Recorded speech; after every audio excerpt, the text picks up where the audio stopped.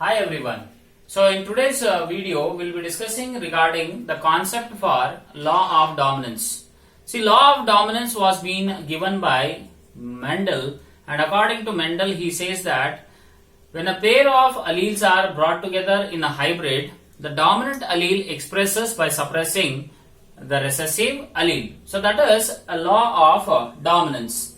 Now, what is that explanation? How this concept can be understood very easily? So that is a concept over the law of dominance is, for example, if we take any of the character, it consists of two traits. One will be the dominant trait, the other one will be said to be the recessive trait. Okay, so let us take an example, okay, where we'll take a normal allele, and this normal allele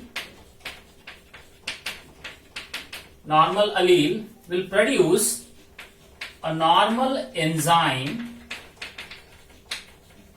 and this normal enzyme is responsible for the transformation of the substrate. So here, for example, any example you can take. For example, if I take the flower color of the flower, it may be a violet, which may be a red. So a normal allele is able to synthesize a normal enzyme, and that normal enzyme converts the substrate into the product. So here, this normal allele, okay, as it is able to convert this substrate into the product, so this allele can be called as a dominant allele. It can be called as a dominant allele. Okay.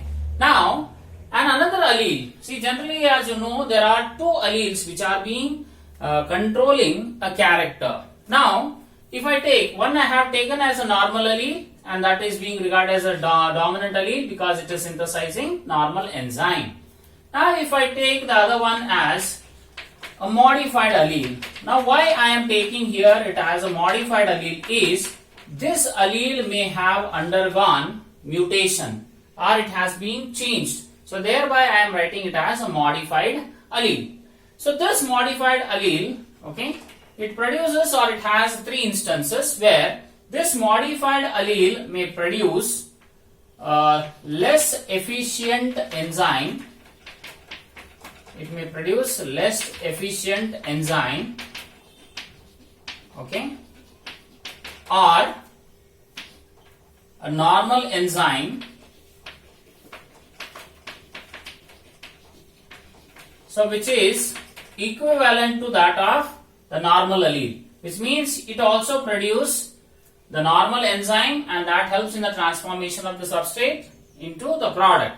So, here this normal enzyme which is being produced, so when everything is normal, so there is no effect, so there is no change in the phenotype. So phenotype remains the same as it was there with that of the normal allele or the dominant allele. So this is first instance.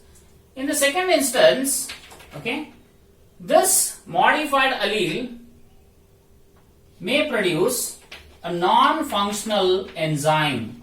Enzyme is produced, but this enzyme is non-functional. So this is second instance. So non-functional enzyme means which is unable to transform the substrate into the product. And in the third instance, this modified allele may not produce any enzyme at all.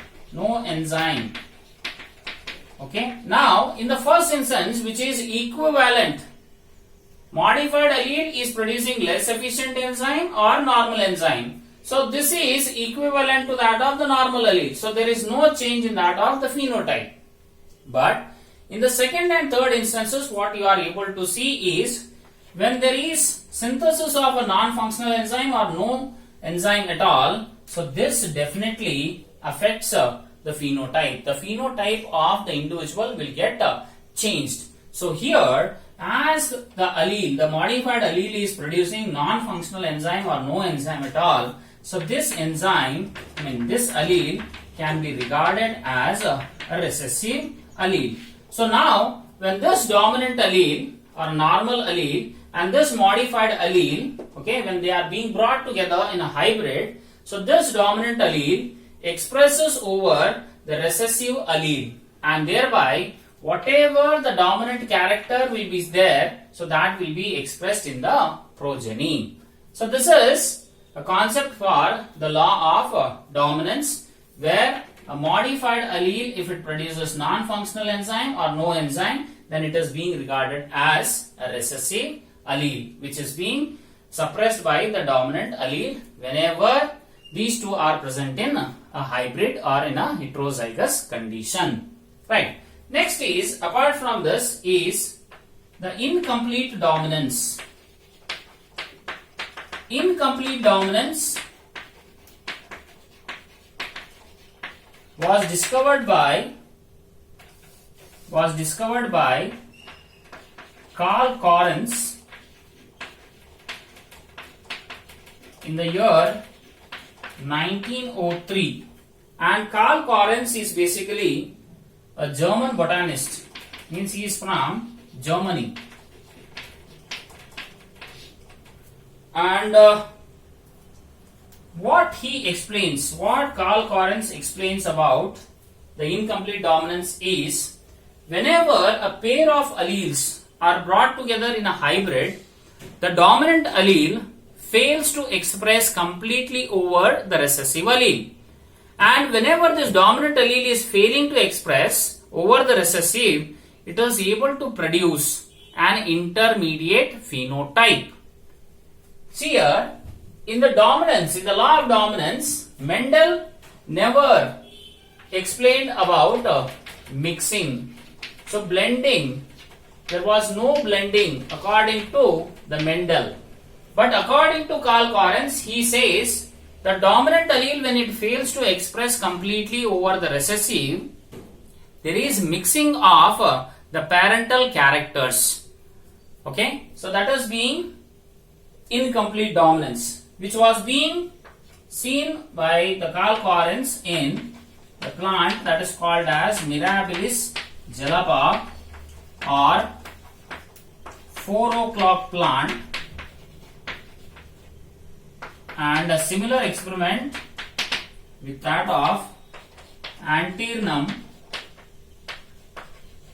majus or snapdragon, or also called as a dragon flower.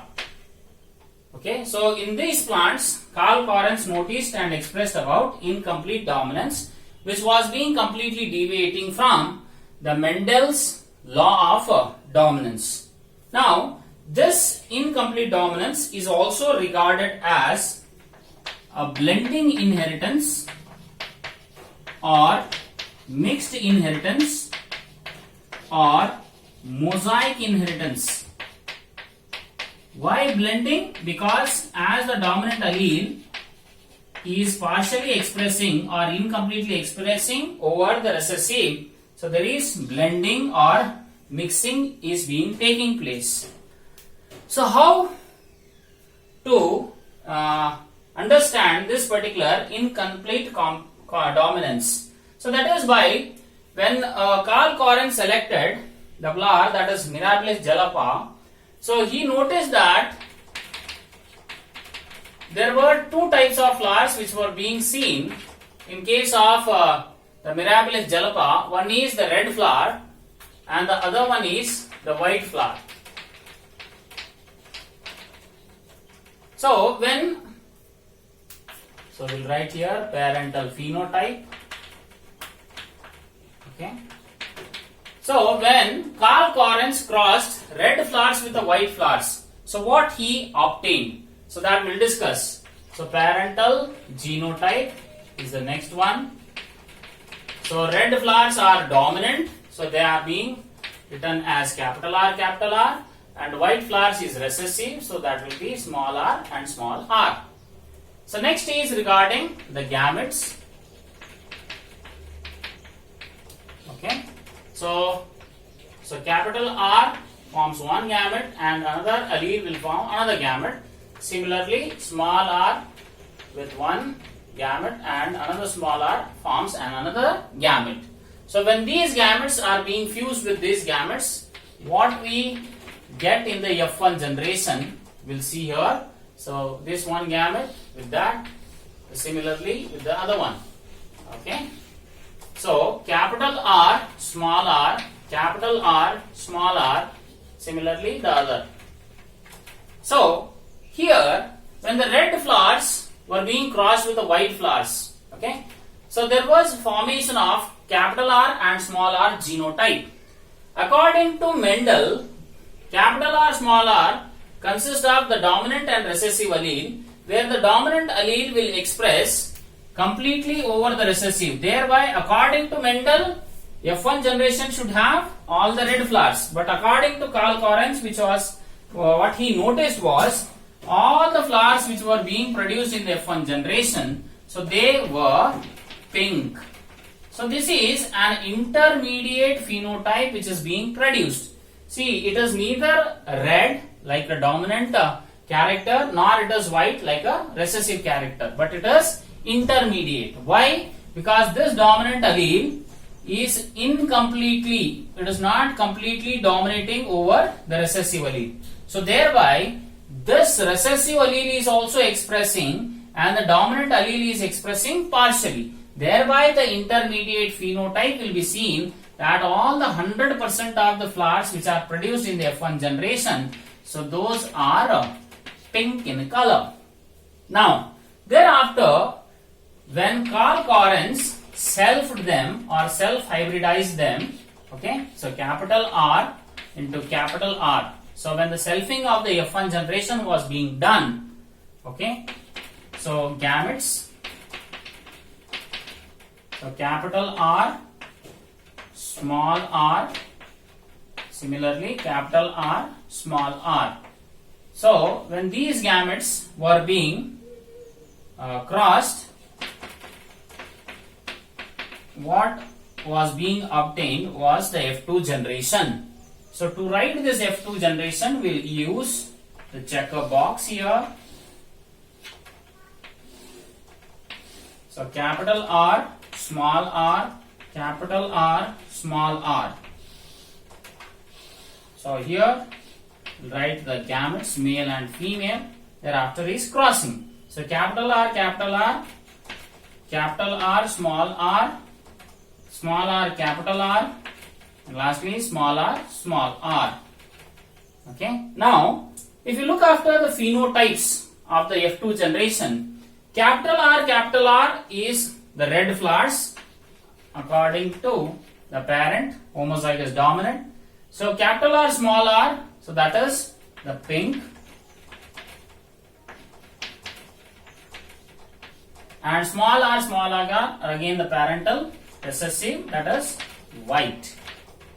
Okay. Now, when Karl Correns analyzed the F2 generation, what he observed was there were presence of three phenotypes. Three phenotypes were seen. One is red, one is pink, the other one is white. And phenotypic ratio, if you look after, so that is how many red? So red, thereafter I will write pink here, and the last one is white. So how many red? It is 1. How many pink? 2. How many white? It is 1. So phenotypic ratio. Okay, so that is 1:2:1 with 3 phenotypes are being noticed. And the genotype, if you see, the genotypes are also 3. Okay, but the genotypic ratio is capital R, capital R, small r, and small r. So one is a capital R, 2 are capital R, small r, and the one is a small r. So what Karl Correns explained is, when the dominant allele fails to express over the recessive allele, there will be production of the intermediate phenotype. And in the F2 generation, what he observed was both phenotypic and genotypic ratios were 1:2:1. So, according to Mendel, law of dominance states at the F2 generation is phenotypic ratio is 3:1 and genotypic ratio is 1:2:1. But incomplete dominance states that both phenotypic and genotypic ratios are 1:2:1. So this is incomplete dominance where there is mixing of the expression of the alleles, so thereby an intermediate phenotype will be produced. So this is an example for interallelic inheritance. So that is incomplete dominance explained by or discovered by Carl Correns in the year 1903. Thank you.